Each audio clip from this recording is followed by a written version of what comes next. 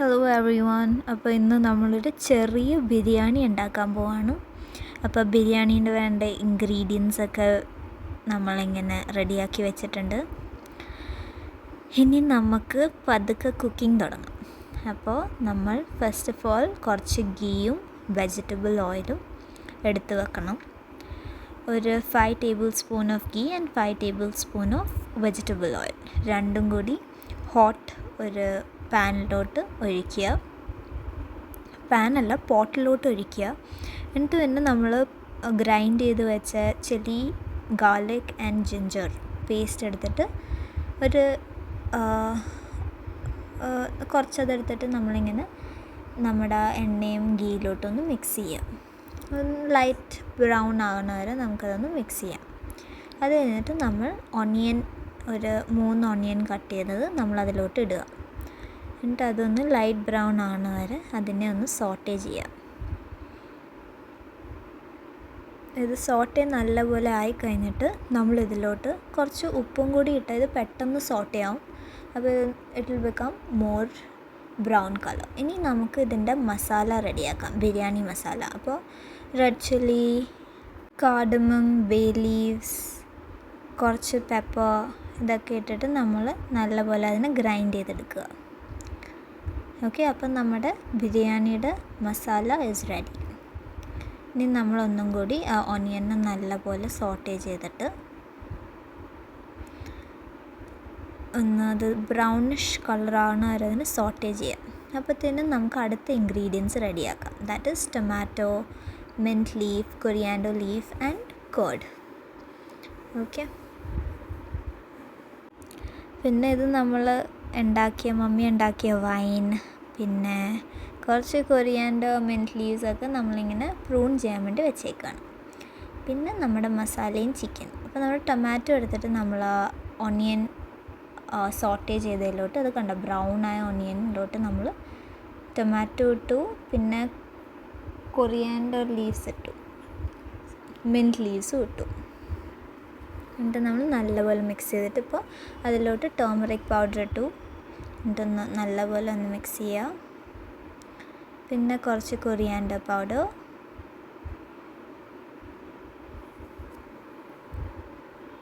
നല്ലപോലെ ഇളക്കുക.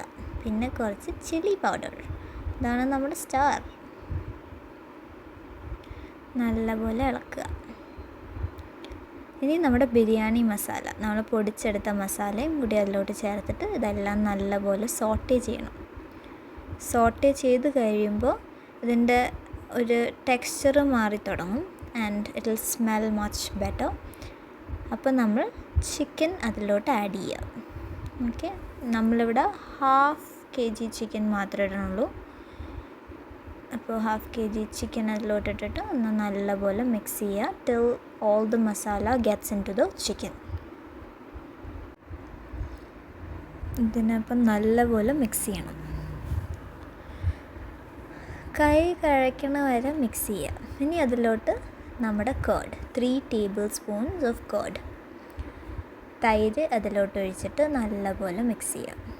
തൈര് കുറച്ച് അതിൻ്റെ ടെമ്പറേച്ചർ കുറഞ്ഞിട്ട് വേണം ഒഴിക്കാൻ. ഇനി പോപ്പി സീഡ്സും കാഷ്യൂ നട്ട്സും കൂടി സോക്ക് ചെയ്ത് വെച്ചത് ഒന്ന് ഗ്രൈൻഡ് ചെയ്തിട്ട് നമ്മളത് ഉപയോഗിക്കും. കുറച്ച് കാരമലൈസ്ഡ് ഓണിയൻസും നമ്മൾ ഉപയോഗിക്കും. അപ്പോൾ ആ മിക്സ്ചറിലോട്ട് നമ്മൾ കുറച്ച് കാരമലൈസ്ഡ് ഓണിയൻ ഇടും. അത് കഴിഞ്ഞിട്ട് നമ്മൾ എന്താണ് ചെയ്യാൻ പോണത്? Any guesses? നമ്മൾ കൈ കഴിക്കുന്നവരെ ഒന്നും കൂടി ഇളക്കും.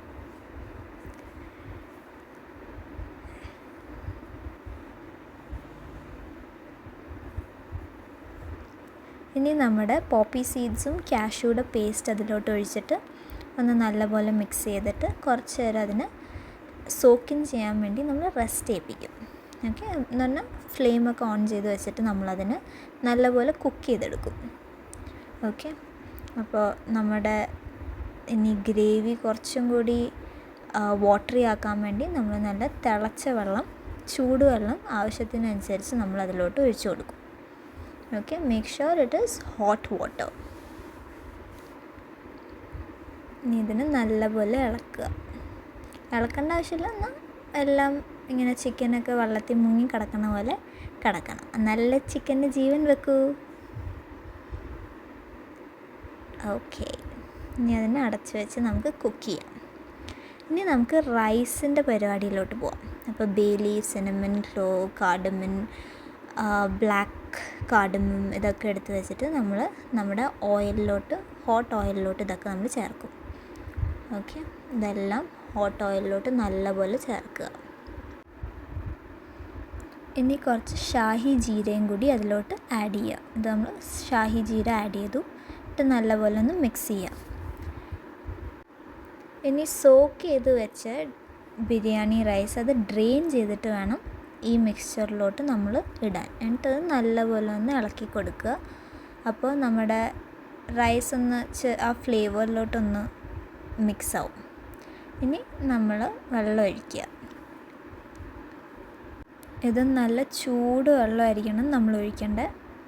അപ്പോൾ നമ്മൾ റൈസ് ആൻഡ് വാട്ടർ 1:2 റേഷ്യോയിലാണ്. അപ്പോൾ ഹോട്ട് വാട്ടർ ഒഴിച്ചിട്ട് ചോറൊന്ന് കുക്ക് ചെയ്യാം.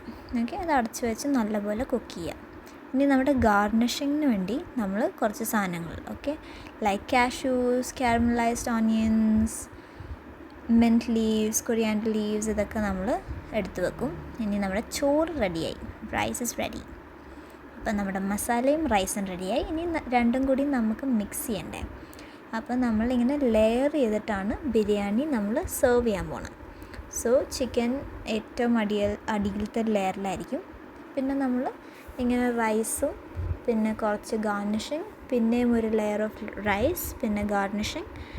നിങ്ങൾക്ക് ഇഷ്ടമുള്ള പോലെ നിങ്ങൾക്കും ചെയ്യാം.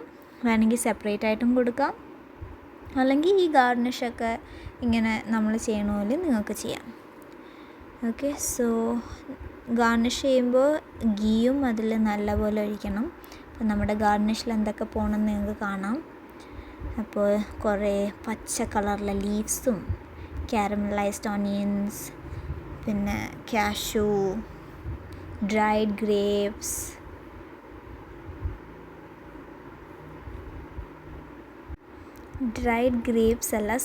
Fried raisins. ഓക്കെ, ഗീയിൽ ഫ്രൈ ചെയ്ത റേസിൻസും കാഷ്യൂസും എല്ലാം കൂടി ഇട്ടിട്ട് കുറച്ച് ഗീയും കൂടി അതിൻ്റെ മേലോട്ട് ഒഴിക്കുക.